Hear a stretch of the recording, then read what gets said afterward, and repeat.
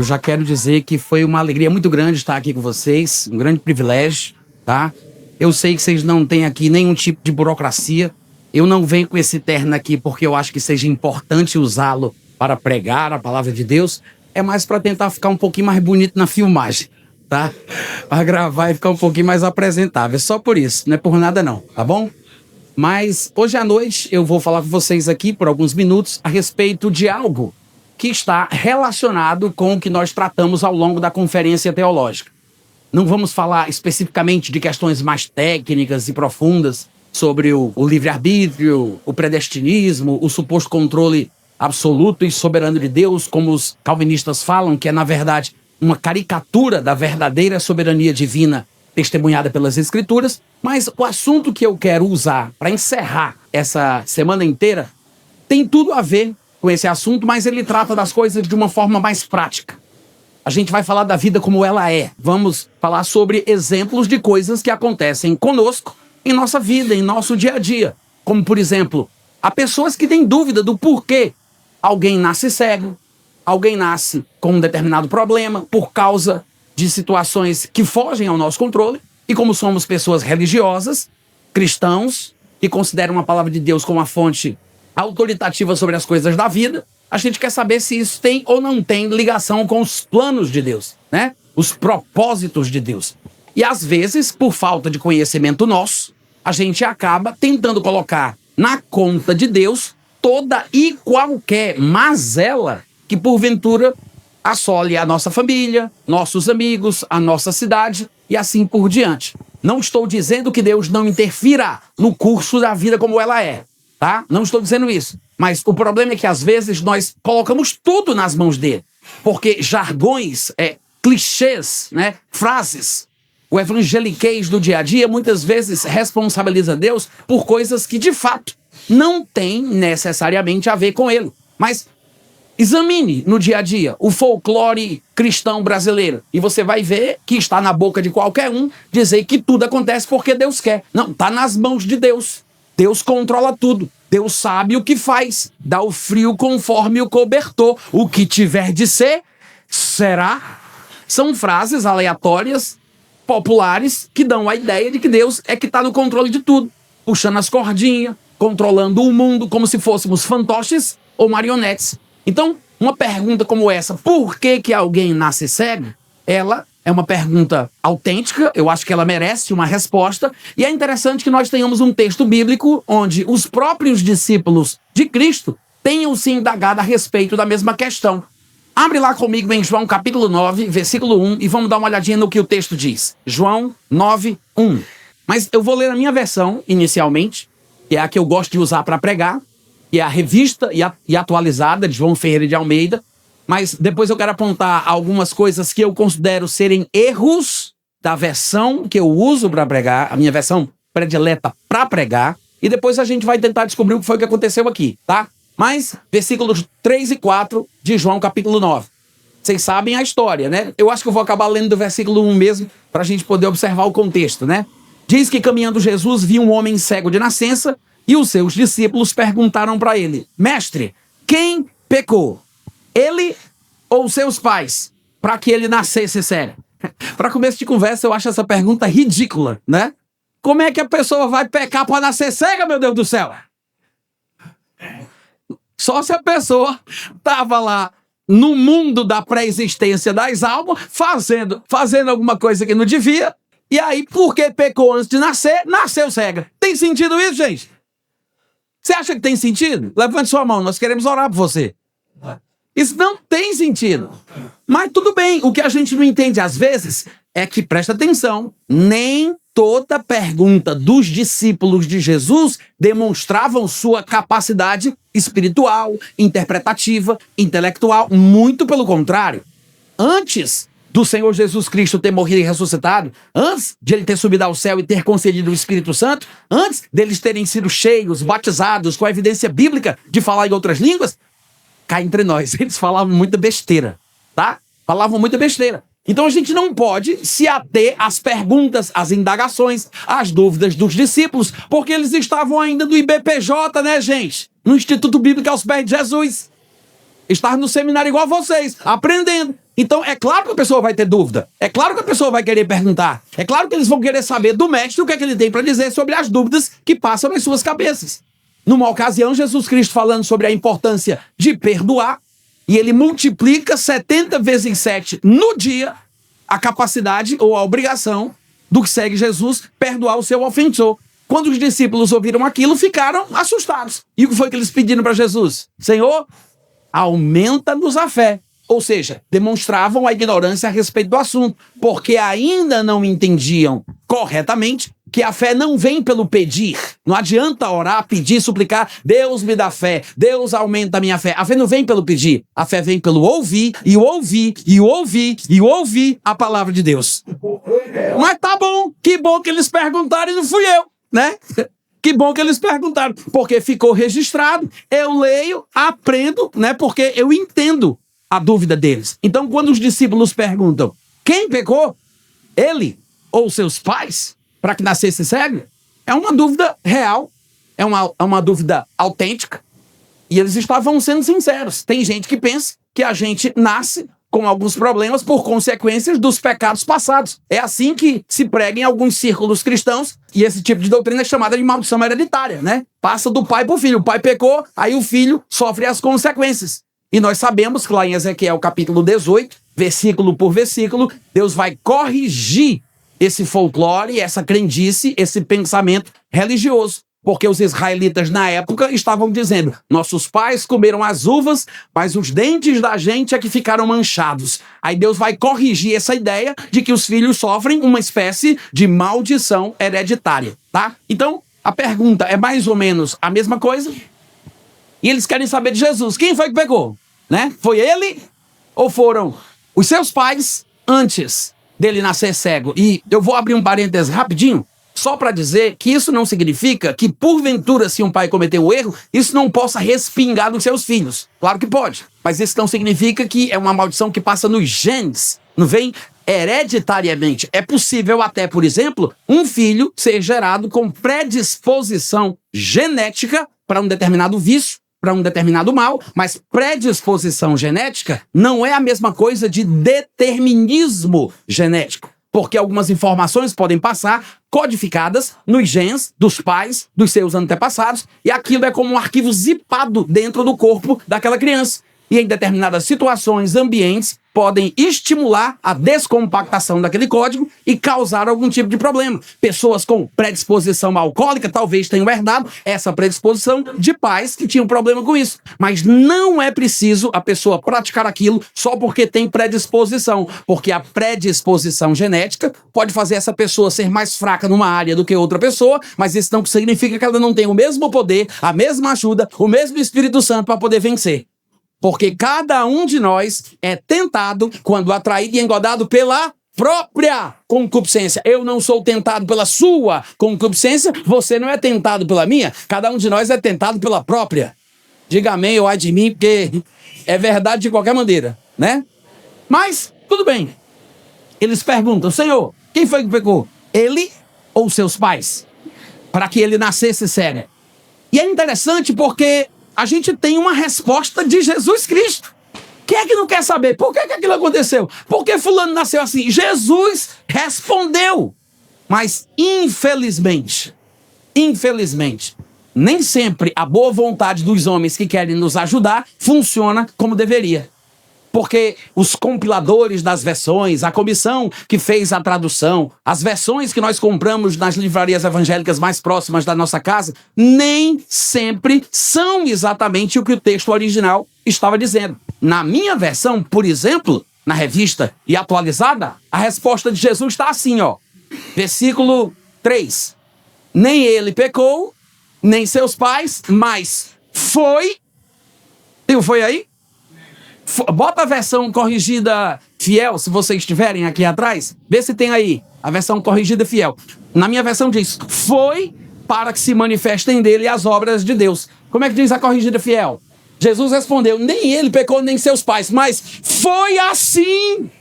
Ou seja, além do foi, a corrigida fiel ainda traz o assim. Por quê? Essa parte, foi e o foi assim, é um acréscimo, não está no texto grego original, é um acréscimo que os tradutores acharam por bem colocar, porque pensaram que o sentido pretendido no texto que traduziram para o português, eles acharam que o sentido pretendido no texto original era esse. Mas não está escrito isso. Além disso, tem a questão das pontuações, os sinais gráficos de pontuação. Vocês devem saber que a Bíblia, originalmente, ou falando mais especificamente, o Novo Testamento, ele não contém capítulos, versículos, vírgula, ponto e vírgula, dois pontos, e pasme você, nem o espaço entre as palavras. Olha que loucura.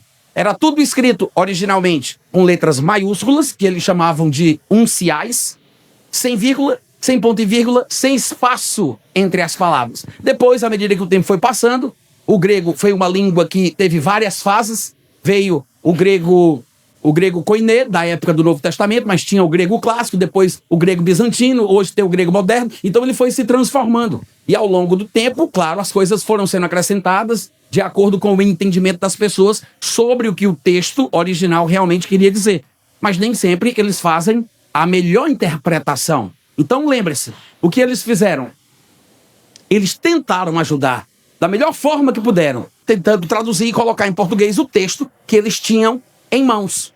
E os capítulos, por exemplo, vieram no ano de 1200, os versículos vieram no ano de 1500, tudo isso para ajudar a leitura pública da Bíblia, e as outras colocações, versículo, ponto e vírgula, tudo isso também é uma tentativa de ajudar, tá? Porque se você colocar uma vírgula no lugar errado, você vai causar confusão.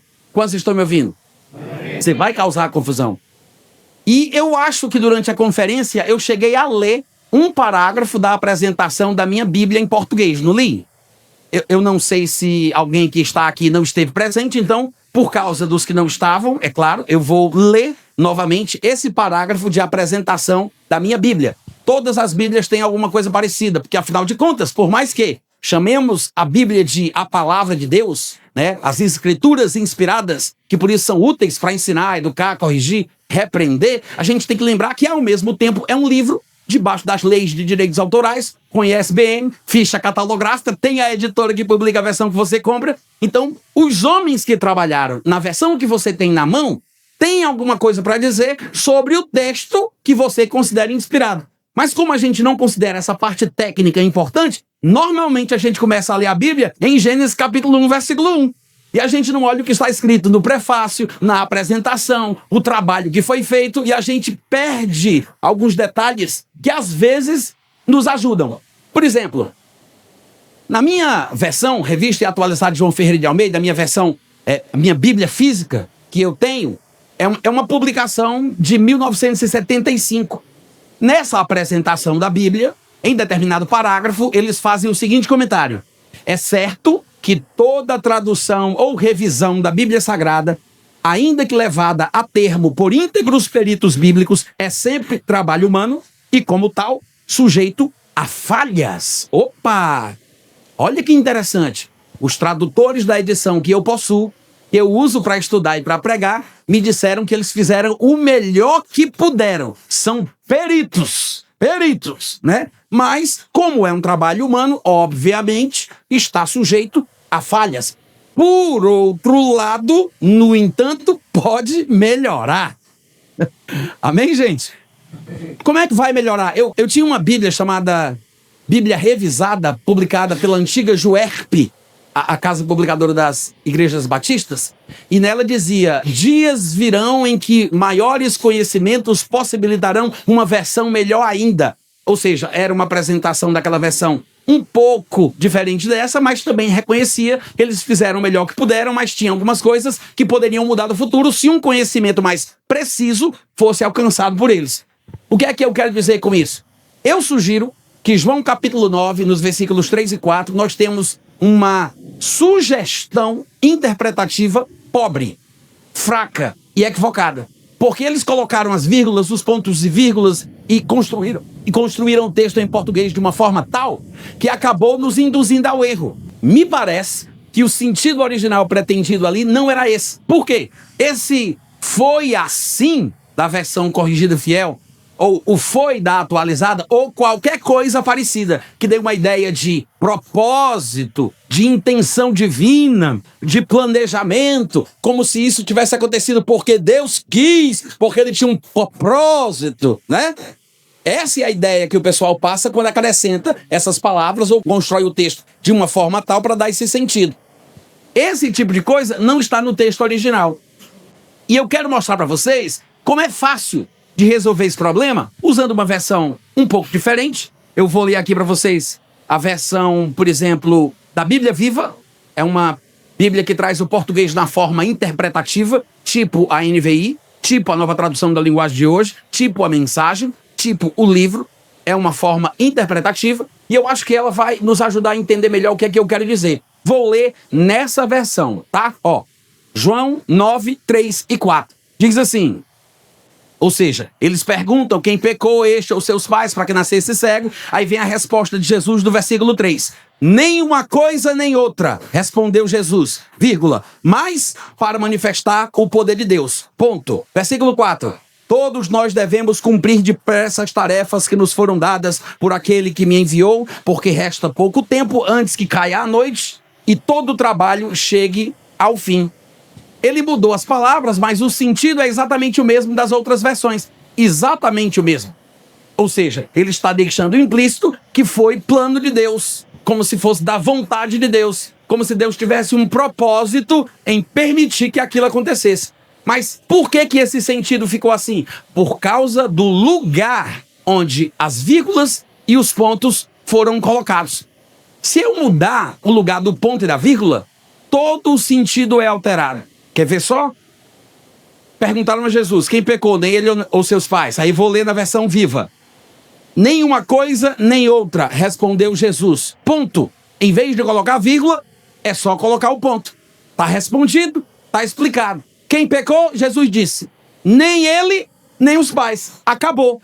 Na próxima linha, ele abre e diz, agora, para manifestar o poder de Deus, vírgula, todos nós devemos cumprir depressa as tarefas daquele que me enviou. Mesmo que a gente leia nas versões corrigida, fiel e atualizada, vamos voltar para atualizada e fazer essa troca de vírgulas e pontuação na atualizada mesmo para a gente ver como é que fica. Ó, vamos voltar lá para atualizada.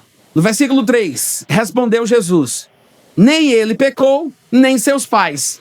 Na minha versão tem ponto e vírgula. Cadê? Nem ele pecou, nem seus pais. Ponto e vírgula. Em vez de colocar ponto e vírgula, a gente coloca o ponto. E aí tira o foi, que é um acréscimo, não está no texto grego original. Hoje vocês com esses dispositivos eletrônicos podem conferir isso. Basta tocar lá para ver qual palavrinha é a do grego. Você vai ver que não tem a palavra correspondente para a palavra foi, porque ela não existe, tá? Então é fácil de vocês descobrirem isso. Então tira a palavra foi e aí vamos só mudar a pontuação. Nem ele pecou, nem seus pais. Ponto! Na mesma linha, letra maiúscula, mas para que se manifestem nele as obras de Deus, vírgula, não ponto, vírgula, próximo versículo. É necessário que façamos as obras daquele que me enviou enquanto é dia. Quantos entenderam? Muda ou não muda tudo? Muda ou não muda? Muda tudo. Ou seja, Jesus diz, eles perguntam, quem pecou, ele ou seus pais? Aí Jesus, nem ele, nem os seus pais. Ponto. Agora, para que manifestemos as obras daquele que me enviou, é necessário que as façamos enquanto é dia. Quais são as obras de Deus, então? Não era a cegueira, era a cura que ele estava a ponto de fazer. Jesus iria curar porque esta era a obra de Deus. Lembre-se, a palavra que se divulgou por toda a Judéia, desde a Galileia, depois do batismo de João, pregou foi que Deus ungiu a Jesus de Nazaré com o Espírito Santo e com poder, o qual andou por toda a parte fazendo o bem e curando aos oprimidos do diabo, e não os oprimidos de Deus. Ele andou curando os oprimidos do diabo, porque Deus era com ele. Então, as obras de Deus de João capítulo 9 não é a cegueira, como as nossas versões às vezes querem dar a entender. É a cura, porque o nome de Deus é Jeová Rafa.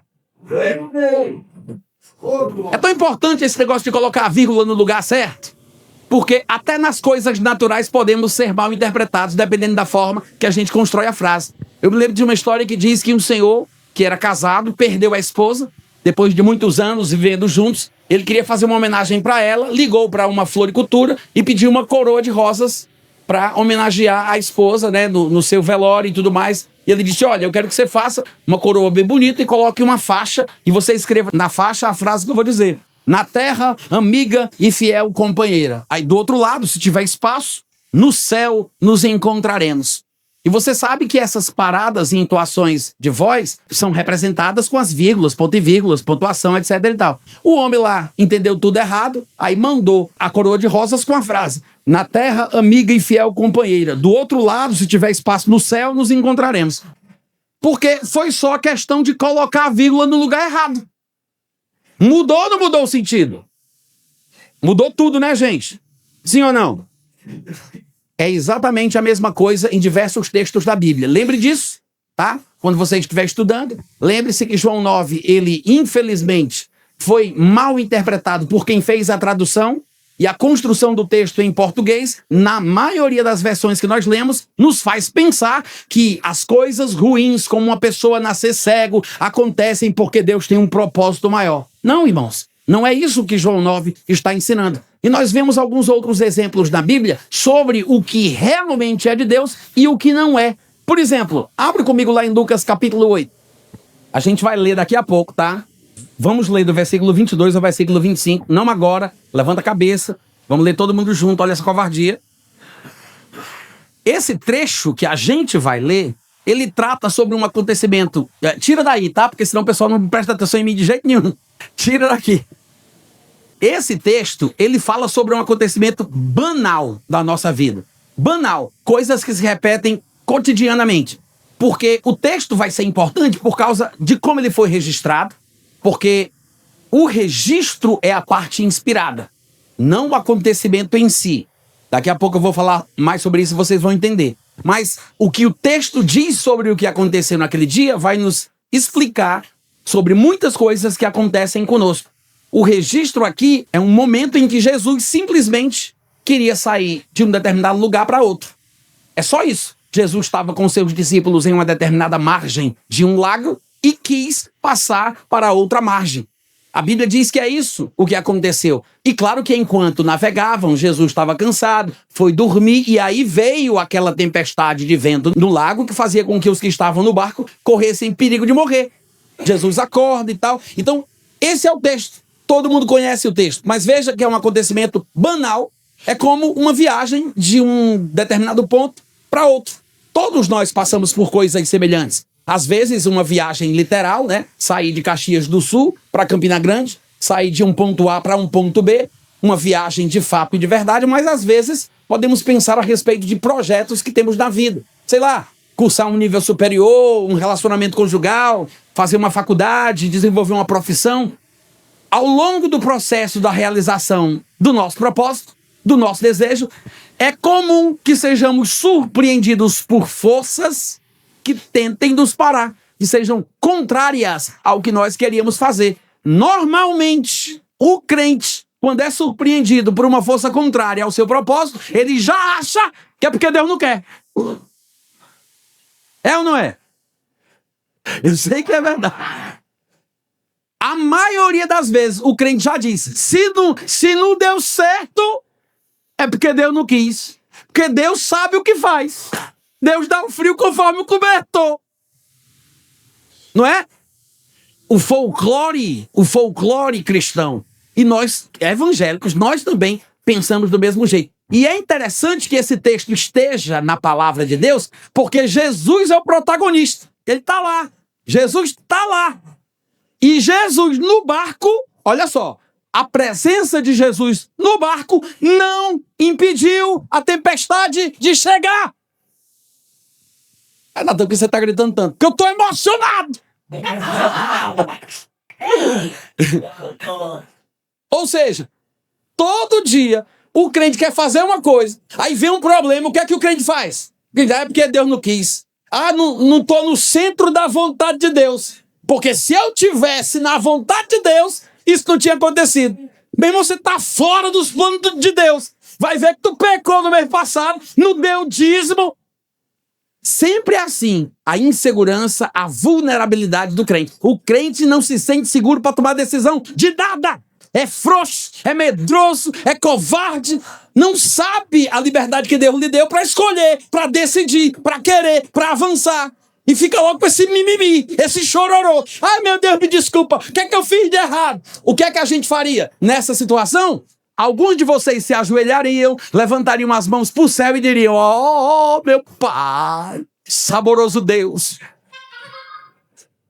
Tudo que eu queria era passar dessa margem para a outra, mas já que tu não queres, em tuas mãos eu entrego o meu espírito. É ou não é? Eu não tô falando de vocês, não. Eu tô falando dos primos de vocês. Mas é desse jeito. Porque a pessoa, ela é insegura, ela não sabe no que crê. Ela acha que não pode tomar iniciativa. Ou se ela toma e a coisa começa a dar errado, ela já fica condenada, achando que é Deus repreendendo ela, Deus punindo ela, porque ela está fora da vontade de Deus. E Jesus, dentro do barco, a presença de Jesus não impediu a tempestade. Vocês estão me ouvindo? A presença de Jesus dentro do barco não impediu a tempestade. Então a gente tem que parar com isso, gente. Temos que parar com isso. Ah, Natan, mas você está querendo me incentivar a ter coragem de tomar iniciativa? Exatamente! E não ficar com mimimi quando a coisa começar a dar errada. Quando os problemas surgirem. Satanás está solto no mundo, gente. Lembre-se que ele vem para matar, para roubar e para destruir. Então não fica confuso, com medo, se vitimizando porque alguma coisa deu errada no meio do processo para a realização do seu desejo. Não fica com isso. Vocês estão me entendendo? Quer ver outro exemplo? Com base na mesma coisa? Vocês lembram que lá em Mateus 14, do versículo 22 em diante, a Bíblia diz que na hora das almas, entre 3 e 6 da manhã, Jesus vinha andando sobre o mar. Os discípulos viram aquilo e, obviamente, eles tinham certeza. Era um fantasma. Claro. Quando eles viram, gritaram: é um fantasma! Aí Jesus disse: calma, gente, sou eu! Se eu estivesse lá, eu perguntava: eu quem? Dizeis o que quereis? Você é um fantasma? Né? Negócio de sou eu. Aí Jesus disse: calma, gente, sou eu, tô chegando. Pedro, ousado, caba macho, né? Foi o que ele fez. Ele disse: és tu, Senhor, manda eu ir contigo por sobre as águas. Foi o que Jesus fez. Ele disse: vem. Jesus disse: vem. Pedro disse: manda eu ir. E Jesus disse: vem. A gente pensa que fé é Deus nos fazer andar por sobre as águas. Não é Deus que faz. Não é Deus que quer. Não é Deus que me suspende. Jesus não fez Pedro andar por sobre as águas. Pedro disse: Senhor, manda eu ir. Aí Jesus disse: vem. Ora, alguém poderia dizer: mas o Senhor deu uma ordem. Se o Senhor não tivesse dito vem, ele não poderia ter ido.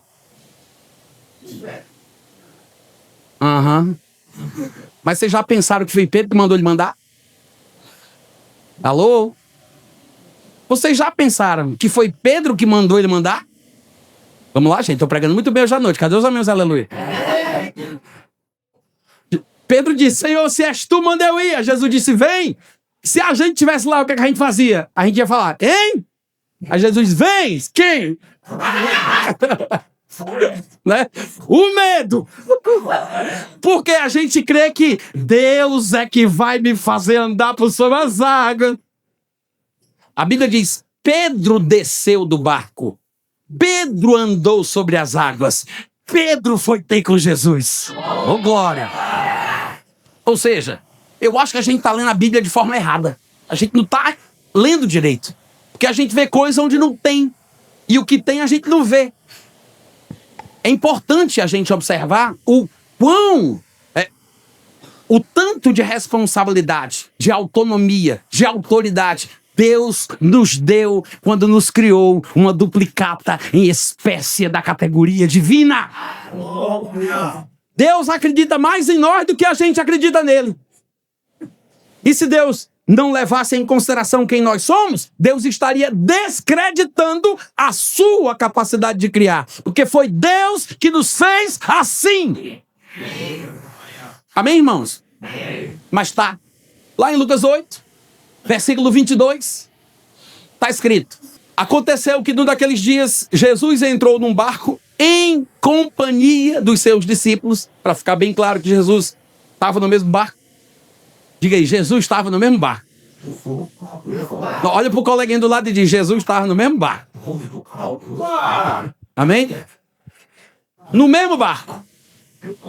Entrou Jesus num barco em companhia dos seus discípulos e disse para eles: passemos para outra margem do lago.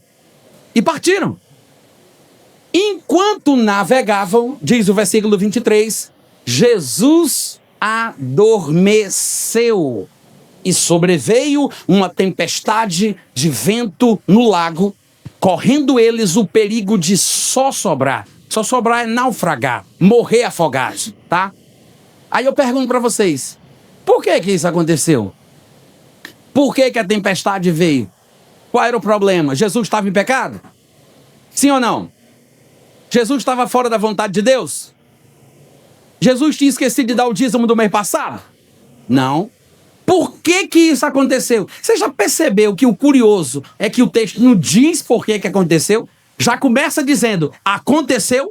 Não é assim que está no versículo 22? Aconteceu que num daqueles dias entrou Jesus num barco em companhia dos seus discípulos e disse-lhes. Já começa assim, aconteceu. Por que, Jesus, que aconteceu? Não diz. Já está ensinando uma coisa. Coisas assim acontecem. Ponto final. Já está ensinando. Não diz por quê, mas mostra que coisas assim acontecem. Amém, gente? Então, quando um problema bater na sua porta, quando surgir alguma dificuldade, Deus o livre de uma enfermidade, seja lá o que for, não fique chorando e clamando, perguntando por quê. Você não precisa saber por quê. Se você tiver como resolver, tudo bem. Porque às vezes os problemas que enfrentamos e as enfermidades que vêm contra nós, às vezes é por causa de pecados que nós cometemos, né? São juízos divinos, portas que abrimos. Jesus curou um homem no tanque de Betesda, em João capítulo 5, no versículo 14, Jesus encontra o homem curado e o que é que ele diz para ele? Agora que estás curado, não peque mais para que não te aconteça uma coisa pior. Mas, se você está em paz com Deus, se você não fez nada de errado, se a voz do seu espírito, do seu coração, a sua consciência não te acusa, meu irmão, se lembre do que a palavra de Deus diz. Está escrito em 1 João, capítulo 3, versículo 21. Se o nosso coração não nos acusar, nós temos confiança diante de Deus.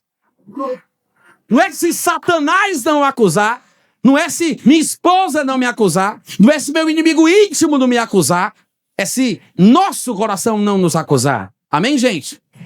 Nós precisamos aprender a ouvir a voz do nosso coração, porque é por lá, na maioria das vezes, que Deus nos orienta. E se o seu coração estiver te acusando, se a consciência estiver pesada, alguma coisa errada você fez, mas não é o fim da linha, porque no versículo 20 de 1 João capítulo 3, é o versículo anterior, ele diz, se o nosso coração nos acusar, Deus é maior do que o nosso coração e entende todas as coisas.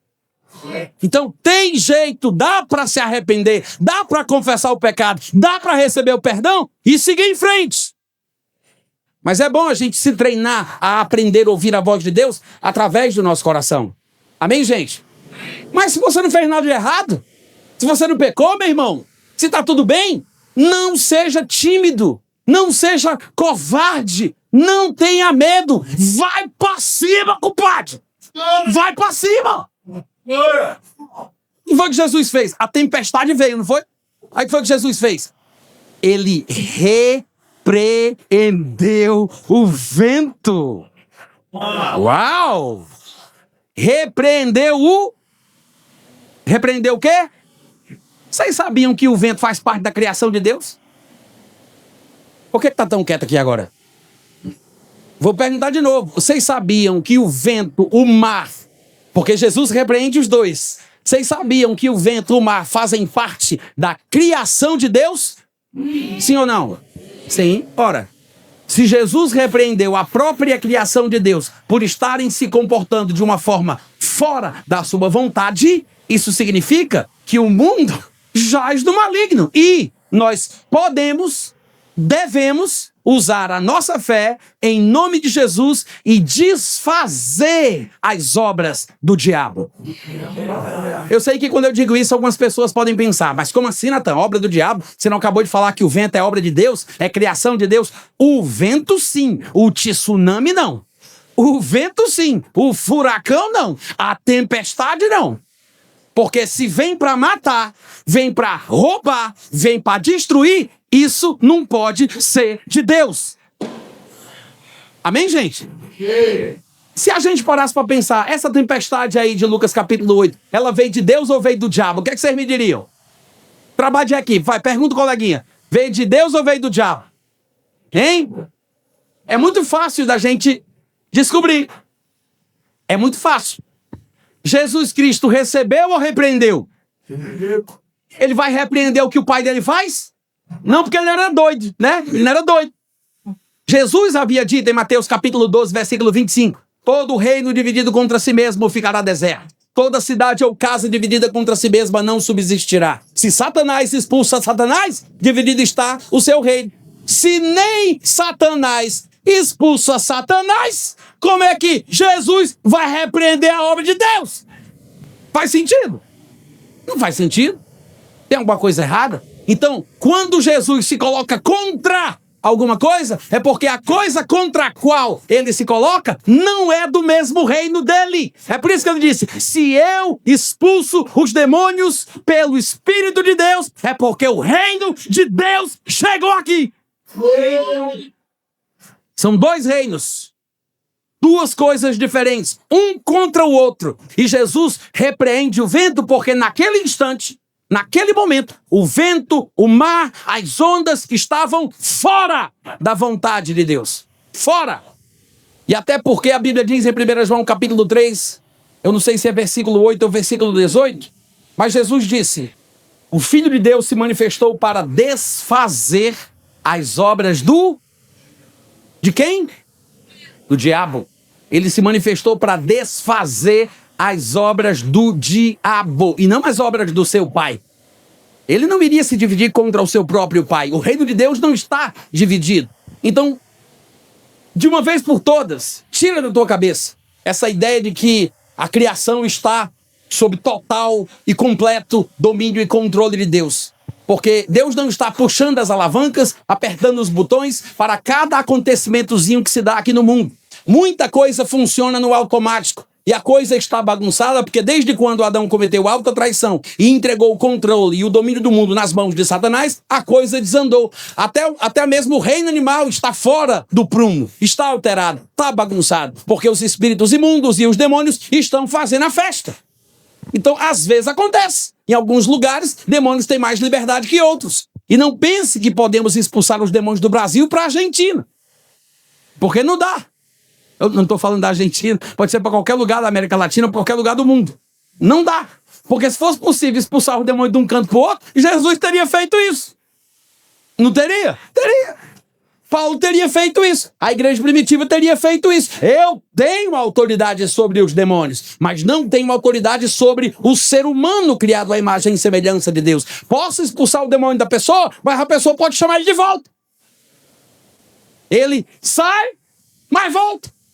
Então esse negócio de pensar que eu posso mudar tudo na oração não é bem verdade. A oração tem o seu papel, mas não se esqueça que aprove a Deus salvar o mundo não pela loucura da oração, mas pela loucura da pregação. Então a oração tem o seu lugar, a pregação tem o seu lugar, mas eu não posso libertar os outros pela minha fé, pela minha autoridade. Quando Jesus falou sobre a autoridade que o crente tem, ele a colocou no sentido particular e restrito. E restrito. Ele disse, eis aí, vos dou autoridade para pisardes com os seus próprios pés. Ou seja, é uma coisa pessoal, é uma coisa minha, dentro da minha realidade. Eu piso com o meu pé. Eis aí vos dei autoridade para pisardes escorpiões e todo o poder do inimigo, e nada absolutamente vos causará dano algum. Então eu tenho autoridade.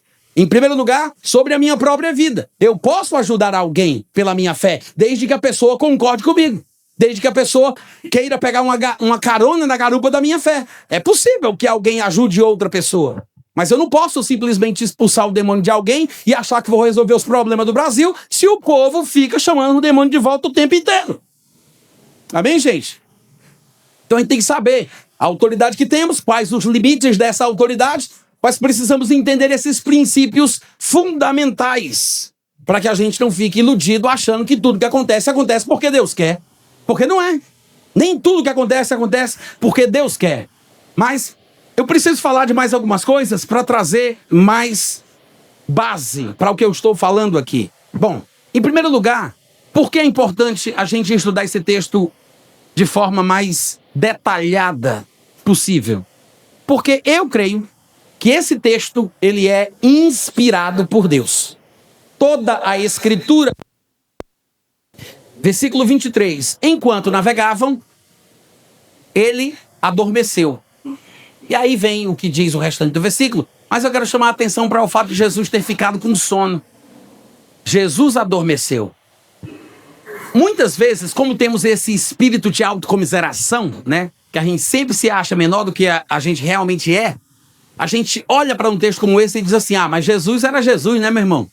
Jesus fazia o que ele quisesse. Por quê? Porque Jesus era Deus aqui na terra, onisciente, onipresente, onipotente. Então ele podia controlar a natureza que ele criou.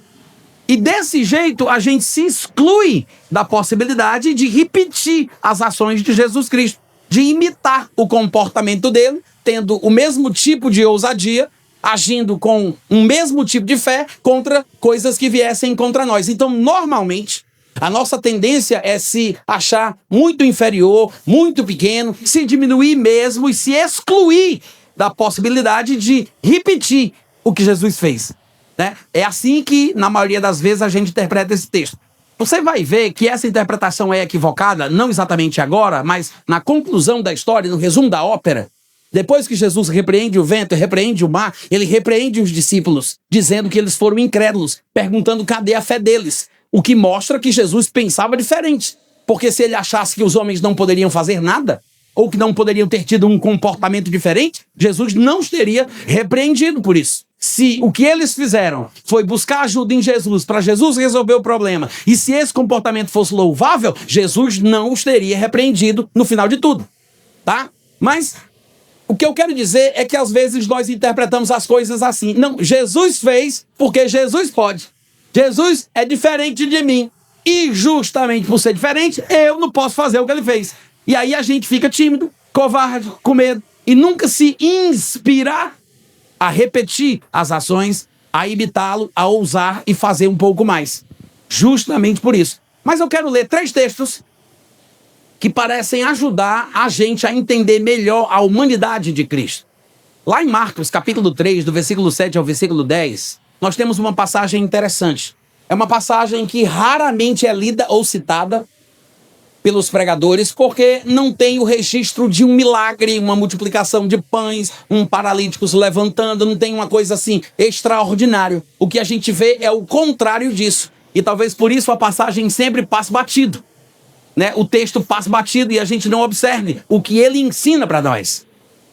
No versículo 7 diz que Jesus se retirou com seus discípulos para os lados do mar. Marcos 3, 7. Seguia-o da Galileia uma grande multidão. Presta atenção. Uma grande multidão. É a primeira grande multidão mencionada nesse texto que a gente vai ler, tá?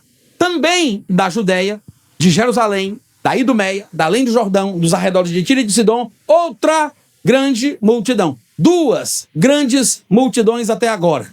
Sabendo quantas coisas Jesus fazia, vinha ter com ele. Então, diz o versículo 9, Jesus recomendou a seus discípulos que sempre lhe tivessem pronto um barquinho. Por causa de uma revelação? É o que está escrito aí? Por causa de uma direção? Uma visão? Uma intuição? Premonição? O que é que está escrito, gente? Por causa de que ele mandou que os discípulos tivessem sempre um barquinho? Por causa da multidão. Jesus viu o estado emocional do povo. Viu como eles estavam descontrolados. Vocês já assistiram a abertura de porta de loja em dia de Black Friday? Quem já viu?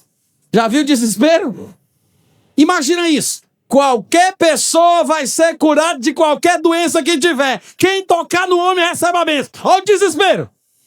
É Black Friday. A mesma coisa. O povo passando por cima dos outros, pisando na cabeça, sem querer saber do outro, só para pegar a sua bênção. É isso que o texto diz. Jesus viu como a situação estava e por causa de como estava a multidão, ele mandou que tivessem o barquinho sempre pronto.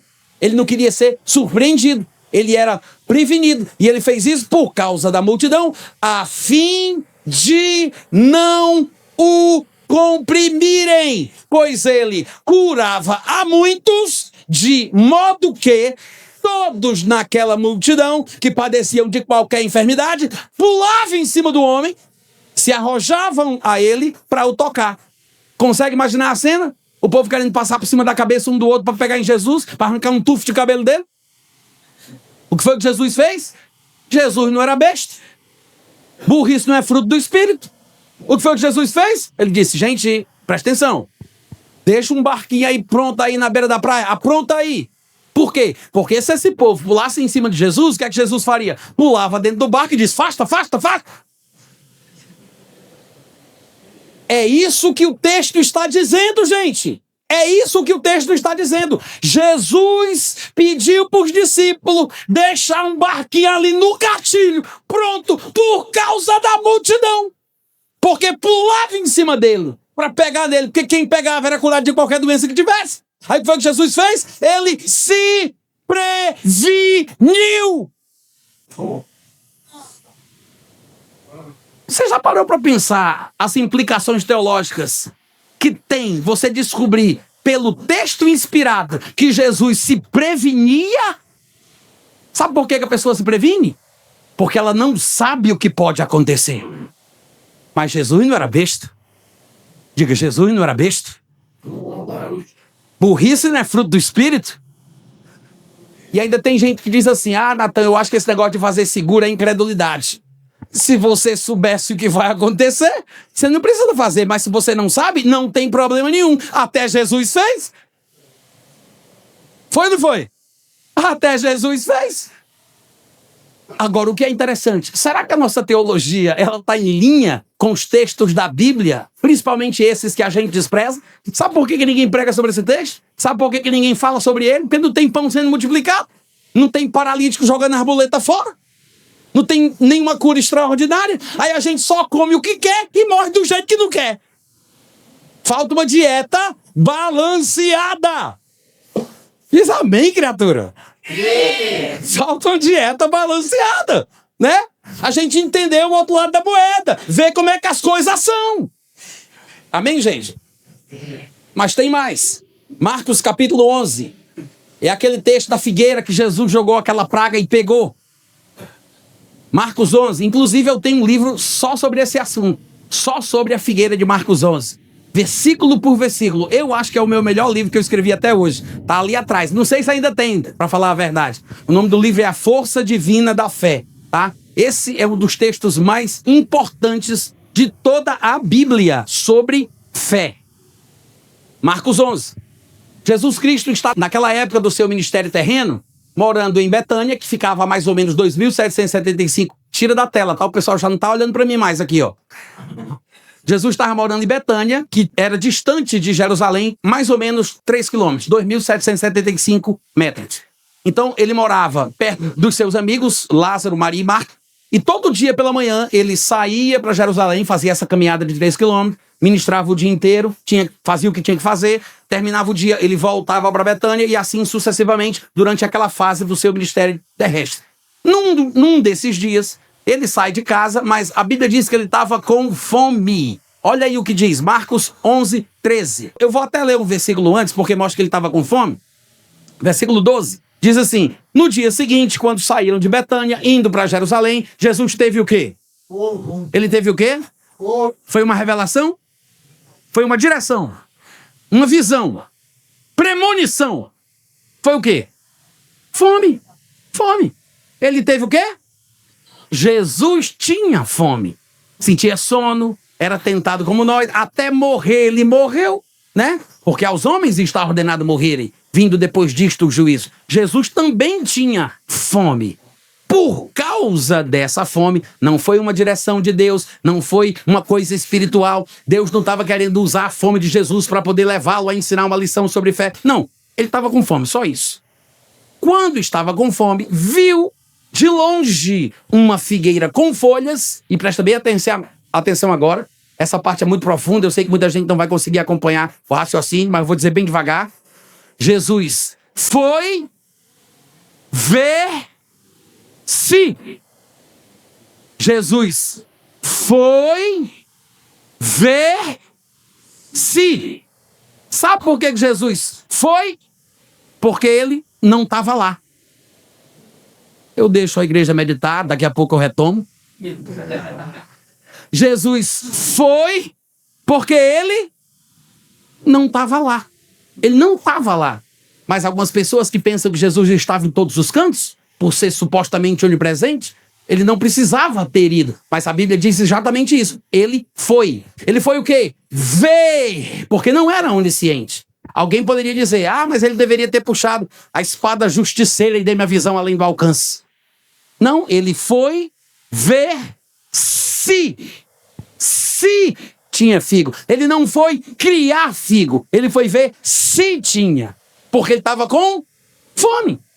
Ele fez o que qualquer ser humano normal faria. Ele viu uma figueira com folhas e foi ver se, porventura, diz o texto inspirado, porventura, se tinha.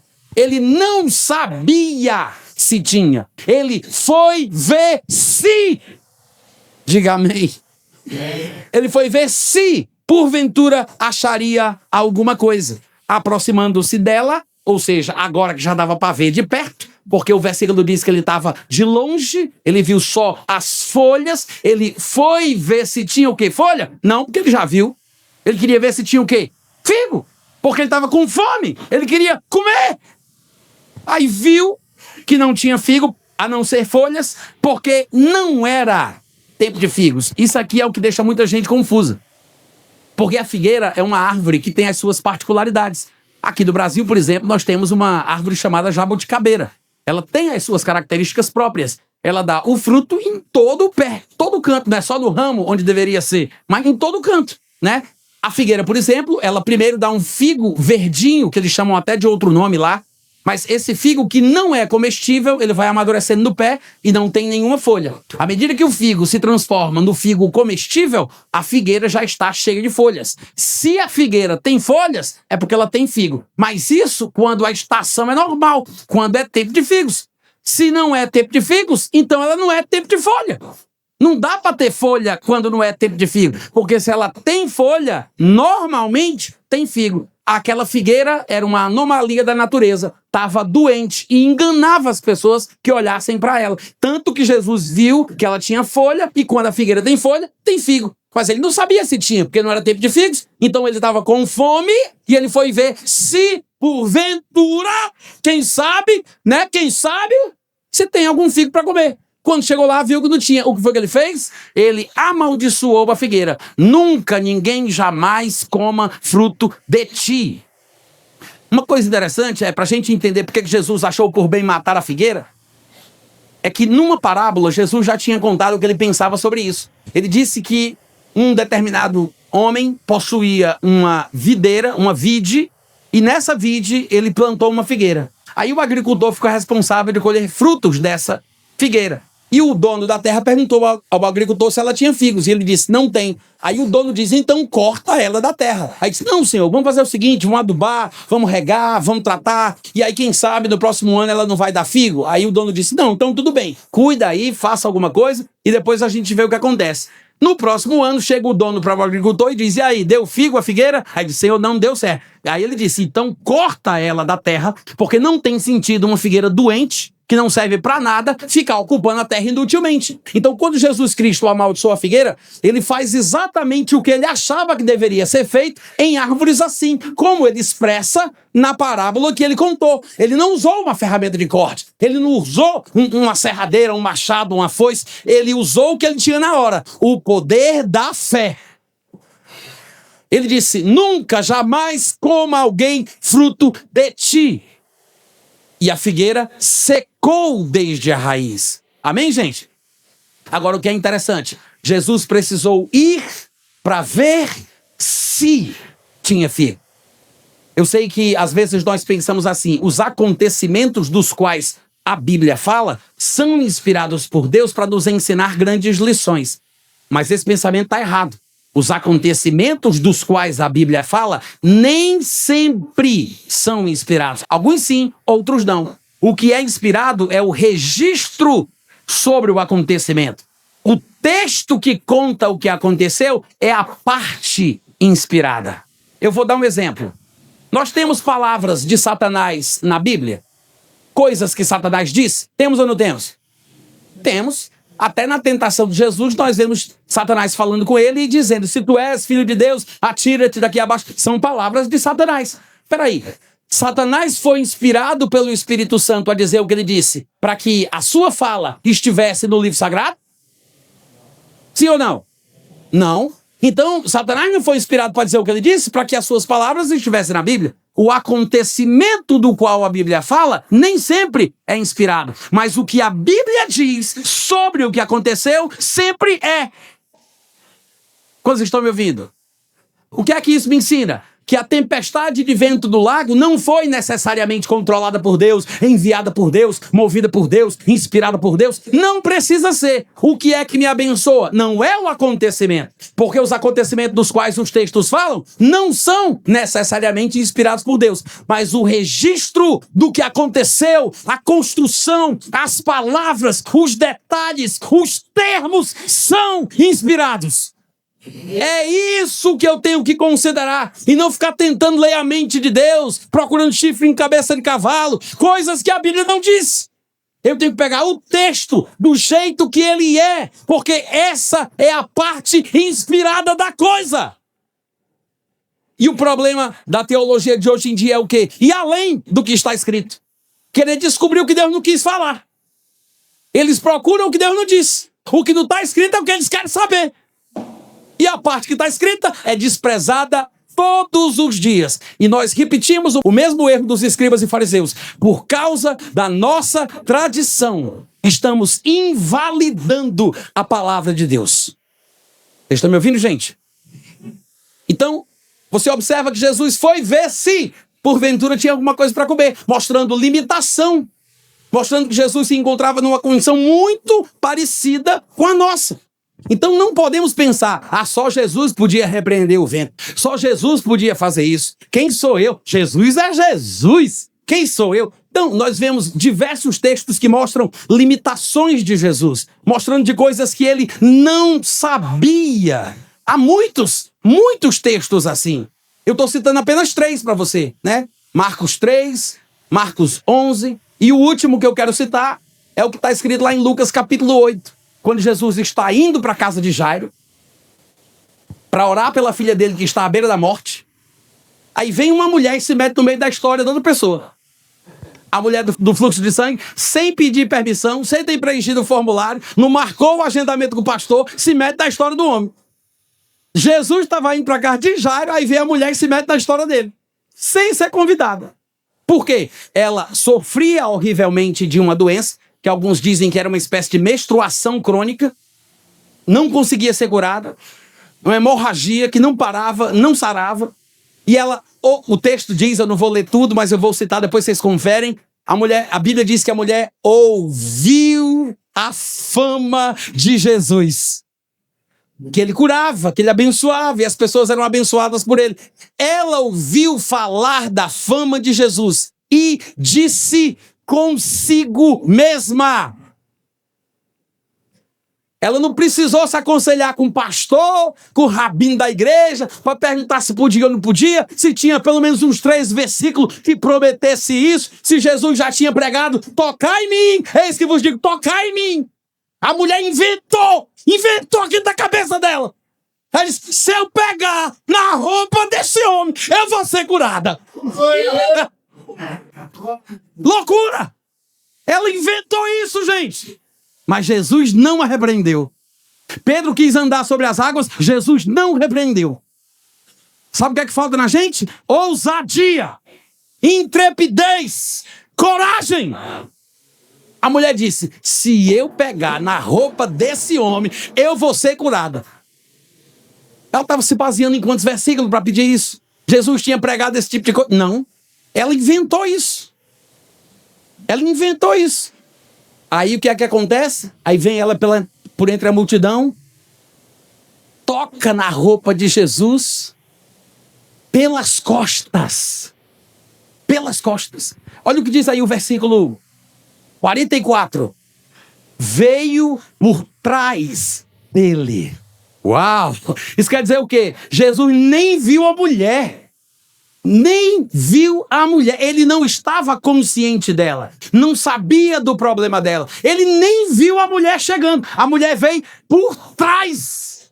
Ela nem disse, Senhor, filho de Davi, tem misericórdia de mim. Ela nem disse isso. Ela chegou caladinha, quieta na dela. Ela já tinha um plano. Ela foi por trás, pegou no ombro, foi curada e já ia embora. Ela já ia embora. Aí Jesus, epa! A Bíblia diz, versículo 45. Alguém me tocou. Quem me tocou? Quem me tocou? Ora, o pessoal pensa que Jesus sabia de tudo. E talvez nessa hora ele estivesse fingindo, né? Sendo falso. Quem me tocou? Como se ele não soubesse. A pessoa pensa que Jesus olhou para trás, olhou mesmo no olho da mulher e disse, quem me tocou? Quem foi? Quem me tocou?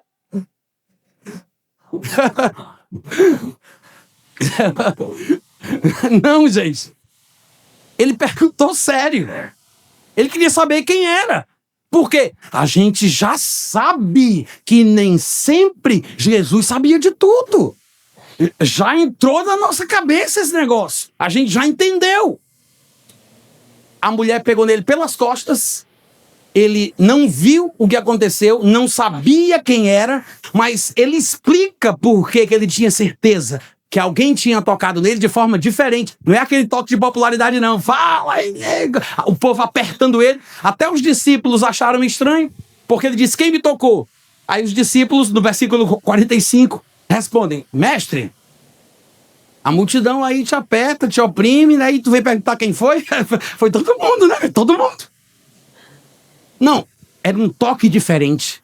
Era um toque especial. Era um toque com fé, com propósito. Ela sabia o que ela queria. Meu irmão, quando ela pegou nele, o que foi que aconteceu? Jesus, para explicar para os discípulos que sabia que era um toque diferente, ele diz no versículo 46, não, gente, vocês não estão entendendo. Eu sei que alguém me tocou porque eu senti que saiu poder. Ele disse, eu senti que saiu. Senti que saiu. Não foi ele que botou o poder para fora. Não foi ele. Não foi ele que botou a mão e disse, esteja curado. Ele disse, saiu. Senti que saiu. Alguém tirou. Alguém tirou. A mulher tirou o poder de Jesus sem a permissão dele. Sem combinar. Sem pedir. Oh, glória. Jesus disse, senti que saiu. E ele queria saber quem. Aí a mulher conta tudo, e é por isso que a gente tem o registro da história. Mas você já parou para pensar que o poder que saiu de Jesus para curar essa mulher saiu pelas costas? Saiu pelas costas? Ô, glória. Eu me pergunto, até onde vai a nossa coragem? A nossa ousadia? Porque nessa situação a mulher estava constrangida, tem várias questões relacionadas à condição dela na sociedade judaica, mas no final, no versículo 48, Jesus disse, mulher, filha, a tua fé te salvou. A fé dela. Não foi a fé de ninguém, não, foi a fé dela. Jesus disse, eu senti que saiu o poder. Mas a mulher foi que tirou. E às vezes, quando nós precisamos cura de Deus, cura de Cristo, cura para o corpo, ou alguma intervenção divina, a gente está sempre esperando que Deus age. Ah, eu estou esperando em Deus, estou esperando em Deus. E morre esperando em Deus. E não acontece mais nada. Eu acho que a gente tem que começar a aprender a parar de esperar em Deus e fazer alguma coisa. Amém, gente?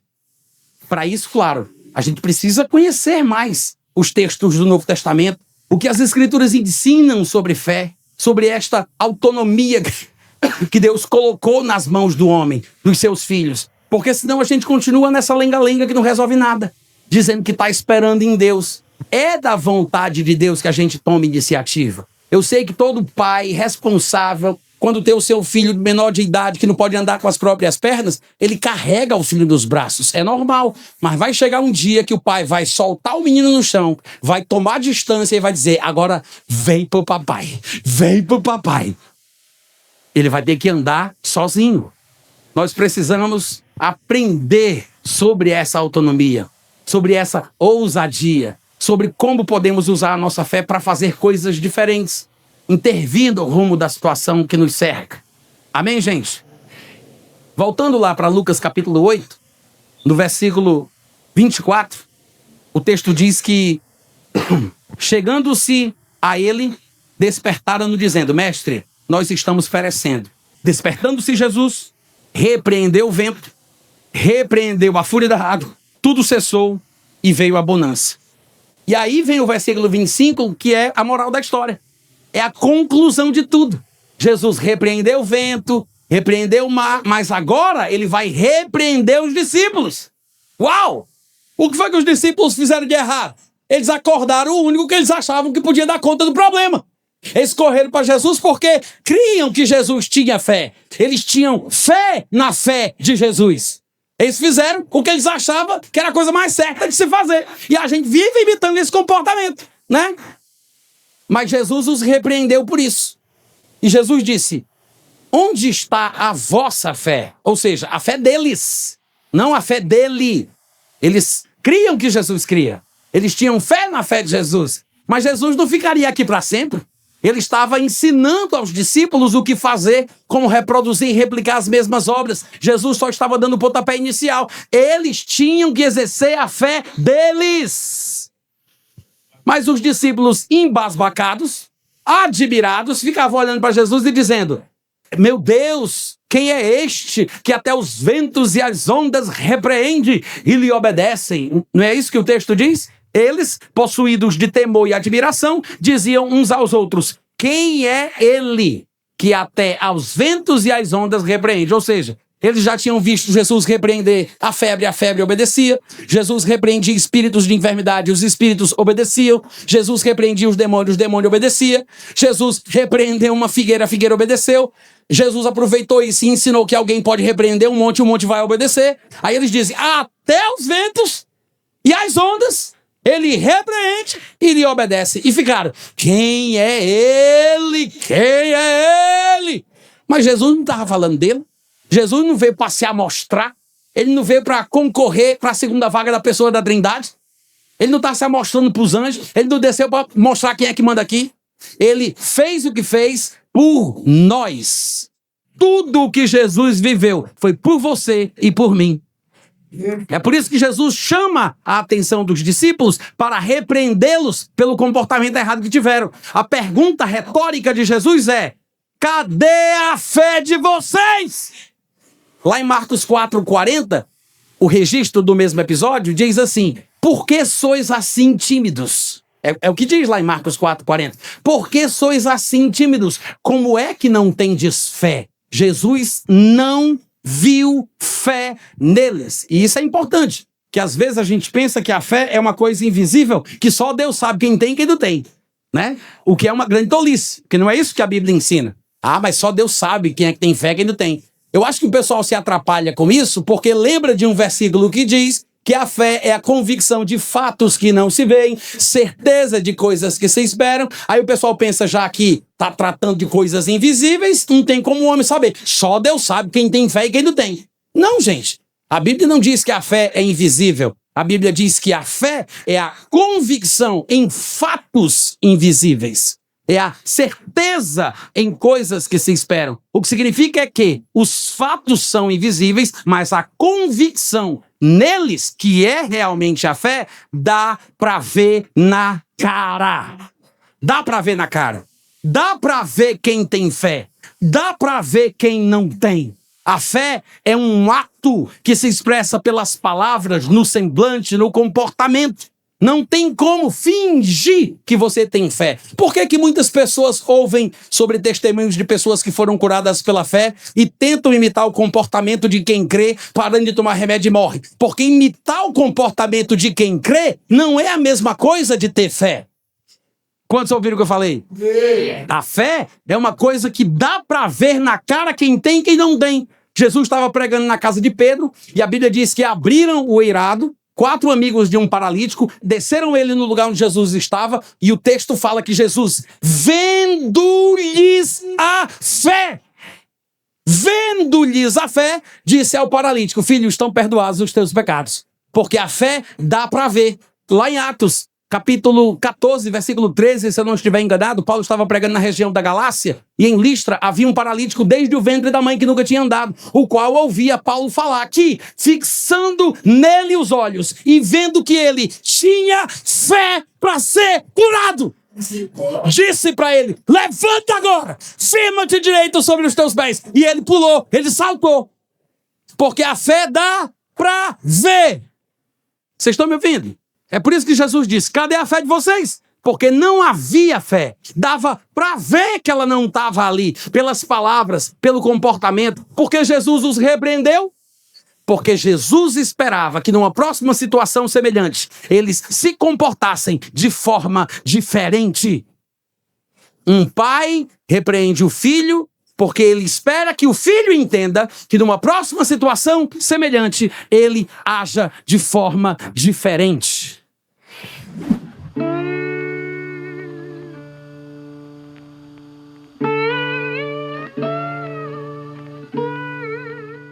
Este é um trabalho independente e conta com a ajuda das pessoas que têm sido abençoadas por ele. Se você quiser fazer parte do grupo de mantenedores desta obra, se informe das opções disponíveis na descrição deste vídeo. Agradecemos pela atenção e pelo carinho. Deus abençoe.